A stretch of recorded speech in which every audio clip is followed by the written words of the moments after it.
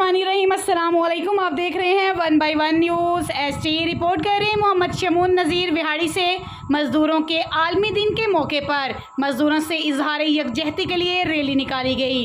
Rally की क़ियादत पंजाबी पख्तून इत्तेहाद के सदर अब्दुल गफ्फार खान और पीपल लेबर ब्यूरो के रहनुमा बाबा याकूब लंगा कर रहे थे।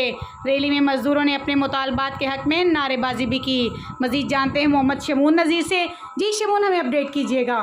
जी बिल्कुल, आज मुल्क भर में मज़दूरों का आलमी दिन मनाया जा रहा है और इसी सिलसिले में विहाड़ी में भी मज़दूरों के आलमी दिन के मौके पर मज़दूरों से इजहार यकजहती के लिए रैली निकाली गई। रैली की क़ियादत पंजाबी पख्तून इत्तेहाद के सदर अब्दुल गफ्फार खां और पीपल लेबर ब्यूरो के रहनुमा बाबा याकूब लंगा कर रहे थे।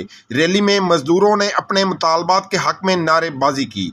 जी बिल्कुल, इस मौके पर अब्दुल गफ्फार खान का कहना था कि हर गुजरते दिन के साथ मुल्क में महंगाई बढ़ रही है, जिससे गरीब मज़दूरों के चूल्हे ठंडे हो चुके हैं। महंगाई के इस तूफान में मज़दूर का अपना और अपने बीवी बच्चों का पेट पालना नामुमकिन होता जा रहा है। इस मौके पर बाबा याकूब का कहना था कि हुक्मरान और हुकूमतें फ़र्जी नारों की बजाय अगर मज़दूरों की खुशहाली और मसाइल के हल की तरफ तवज्जो देते तो मुल्क का मज़दूर खुदकशियाँ करने पर मजबूर ना होता। इस महंगाई के हिसाब से मजदूर की माहाना उजरत 50,000 से ज़्यादा होनी चाहिए।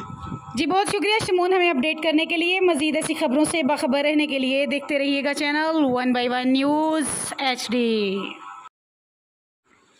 यूट्यूब पर हमारे चैनल को लाइक करें, शेयर करें और सब्सक्राइब करें और घंटी का निशान दबाना ना भूलिएगा ताकि आने वाली हर नई वीडियो आपको मौसूल हो सके।